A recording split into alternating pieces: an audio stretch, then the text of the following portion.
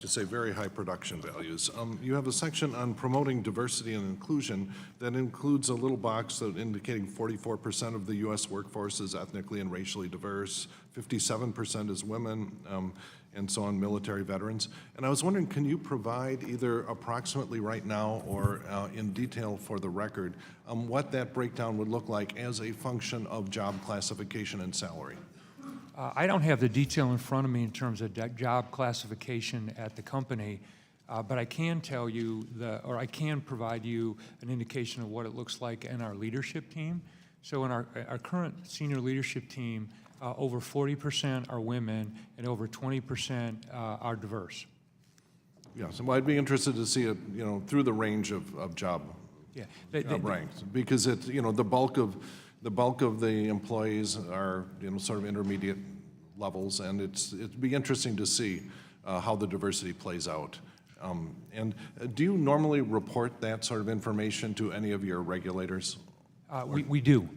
You do, okay, so that the regulators at least have a uniform view of that? Yeah, we report it internally, we report it to our board, and we report it to our regulators. All right, so I'd be very interested in seeing, if you can just give us a copy of what you report so that we can actually understand.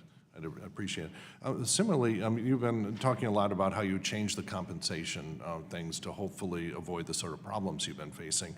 And can you give us rough numbers of what fraction of the compensation today is purely hourly and salary based, what is based on both sales and indirect sales? For example, if your unit sold a lot, then everyone in the unit gets a bonus. What fraction is based on customer experience or customer satisfaction and what that metric might be? Sure. We have a number of different incentive plans across the company, but maybe what I could do is focus on our retail banking business, which has been the topic of a lot of the conversation today. So if you look at the changes that we made in our retail banking business, and you look at that entire group, which is about 100,000 people, that would also include phone bankers and phone centers, and the like.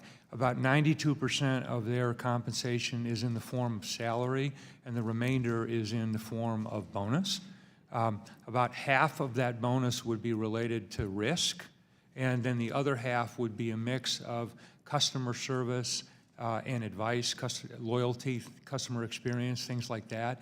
And then another portion would be related to growing relationships over time, not selling products. And by risk, you mean risk in the sense of having your capital position blow up, or risk in the I'm sorry, getting caught doing something? No, that's where my oversight comes in, or that affects me. In terms of folks in our business, is the risk that they control. So, for example, it would be making sure that they disclose products and services. So it's the risk of getting that caught they're doing responsible something bad for. That's correct. At the retail banking level.